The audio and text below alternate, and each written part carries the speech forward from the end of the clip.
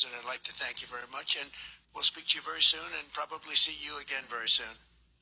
Thank you very much, Vladimir. Next time in Moscow. Oh, that's an interesting one. No, I'll get a little... So, olunaku olwenkya endagaano wakati wa gavumenti ya Democratic Republic of Congo n'abayeekera ba Museveni be yateeka Congo ne Kagame wegenda okusayiningibwa. Naye njagala mujjukire oyo omu yennyini gwe mulabaawo yabagambye agenda bakuba sanction bonna.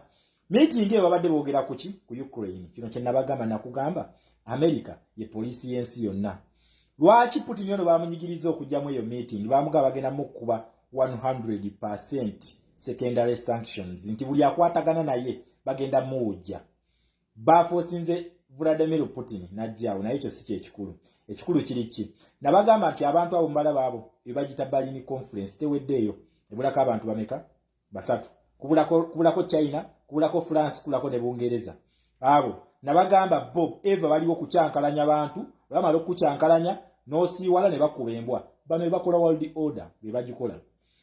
Ekyo Putin nezinki owa China kibali mu kulwanyisa influence ya America kubanga baagala kuba ddolo ekyamuleesaawo bamugaye bagenda muwujja secondary tariffs. Okitegeera kwe kujja wakole ki economy ng'omusajja jjagitwala. Okitegeera jjagiteekinga ku ttaka. Neki ekifudde America eno ey'amaanyi kyejagala mu Uganda otegeere bajja mu Uganda nkiddamu mu Uganda bajja.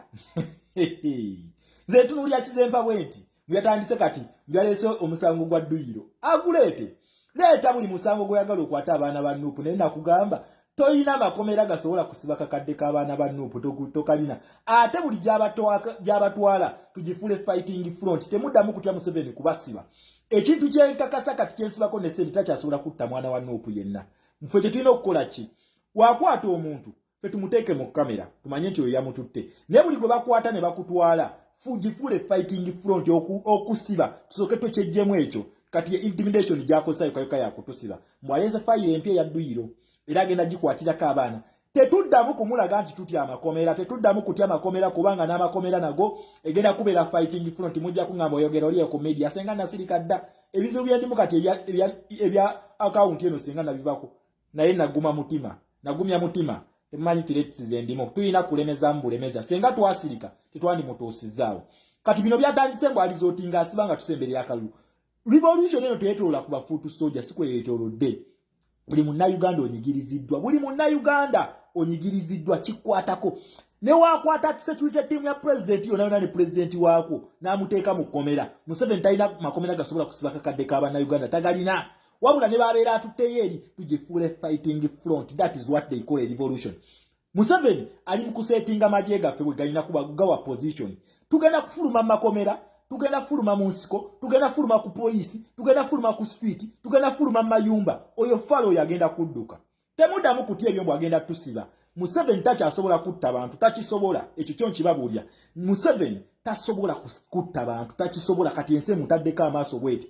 Kyovola ne waba akuba bibbomu bye, akuba bya kisibe bitamutwazibwa ku gundi. Naye nabagambye bano bagenda kumulumba. Oyo Putin omulaba eyazaawo aliko gundiza ICC. Bwagirako akole ki? Akwatibwe. Naye America yamuwaddeyo. Teyamuwaddeyo lwaki? Kino kyenzize mbasomesa nabagamba eno gye bayita Berlin conference yeeyo. Ye Berlin conference. Ebulako abantu bameka? Basatu. Kubulako Bungereza wali mu Uganda. Kubulako France wali mu Uganda. Kubulako ne China. Russia weri mu Uganda bwe bali awo babiri nga bali mu kabinja kannaamu ne BRICS.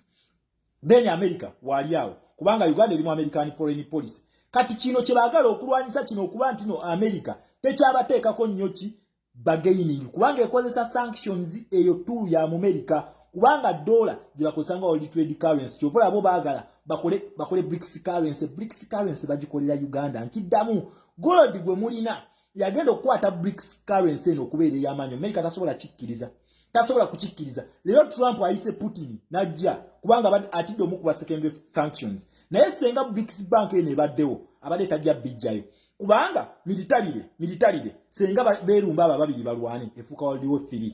Kati n'olaba buno bu TV we Uganda ne bu radio bano buli bateeka buli wabawo olutalo luli mu nsi. World War 3 gye tugendamu. Oli yagambye bw'ati yagambye.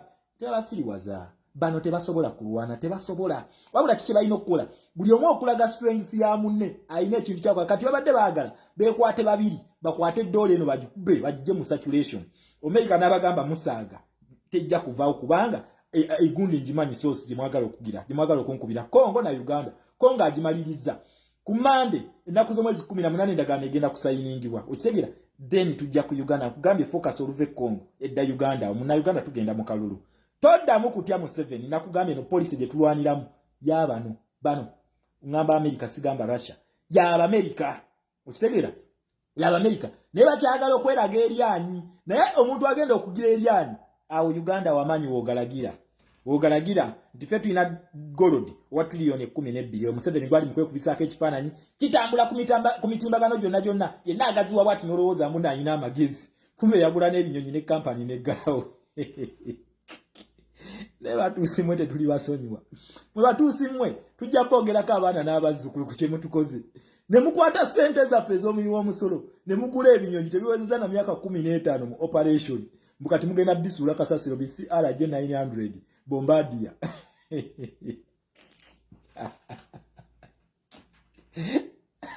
adange tuwanyabanya n'omutuusa ono naye ate ono omutuusa akyazunga asaba Kalumba mwongere ekisanja atukolere Uganda efaanane matabuta emyaka 4 tebalina magezi kugula nnyonyi zino zifly Emirates Airbus ze bakozesa yatugulidde Bombardier ne kampani neggalawo kampani eggalawo naye mujjukira UAE tubanja batubanja sente z'amafuta g'ennyonyi bagatubanja awula batuusi mmwe tetuli basonyiwa ku kyemutukoze batuusi mmwe tetuli basonyiwa neze neewuunya n'omuntu akyawoza Museveni oye muna Uganda tugenda mu protest vote oyo omugwe mulabye abamuyita mu America be bannannyini b'akalulu ako ke tugenda mu Uganda nkiddamu be bannannyini ba democracy owuli ekintu kye bayita democracy kitegeeza kalulu wawuli ekintu kye bayita ba democrats bategeeza America bategeeza Bungereza bategeeza France abo bagenda kufeesinga ba communist awo mu Uganda nkiddamu aba communist we bali awo nga bayita Russia ne China no leero gwe bayise najja ng'ate mu kuba secondary sanctions we bali awo mu Uganda we bali mu kabinja ka NAM bali mu kabinja ka G77+1+1 ye China okigera patron ye China wa G77+1 then patron wa NAM ye Russia wali awo Uganda we bali Museveni yabaleeta ngachi yabaleta nga support team n'agiteeka awo yes we bali then bona ne begatira mu kabinja ka BRICS bagala golodi won kiddamu bano tebatwagala ne batwagalako bya bugagga byaffe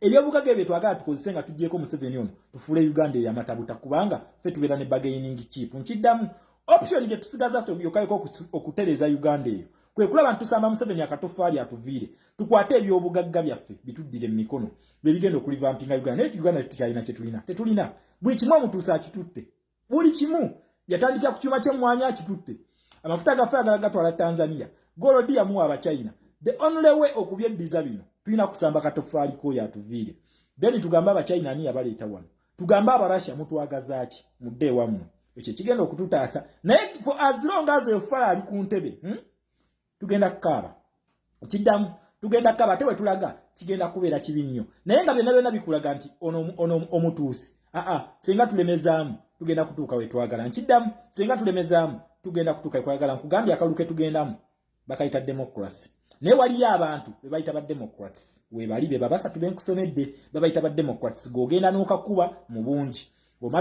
osooka n'okanoonya mu bungi womala okukanoonya n'ogenda n'okakuba mu bungi womala okukakuba mu bungi n'okeekuumira mu bungi n'okabalanga okamanyi nti twakamukubye mu bungi then n'ogenda ku district awo babicyangira senga babicyanga ku district awo aba electoral commissioners abali ku district yawo abagenda okurepresentinga electoral commission betutandikirako benyini kwa bagenda sindika results ku National Tally Center okigera aba bali ku district betutandikirako senge emitwalo esatu ejaba na Uganda buli district ginagenda ku district ku kitebe kya headquarters za district bagenda okwatira akalulu ako bakasindike ku National Tally Center Museveni talina deployment y'amagye esobola kustopinga abantu neguba mutwalo ogwo netwagala emitwalo egi kubanga district zibeera n'abantu abawera obukadde obubiri katwagalako emitwalo egi gigende wali ku district Tally Center then abo bali ku Tally Center baba wana nti abatuusi balina lo bakwate result enkyamu bazisindike ku National Tally Center awo gutandikira okwako nkiddamu we gutandikira okwako ku luno byabakama jangu ng'olaami abaana bwe mukozesa training y'okukuuma akalulu mubagambe kufa na kuwona. Okitegera? Mubagambe kufa na kuwona kubanga ku luno mmwe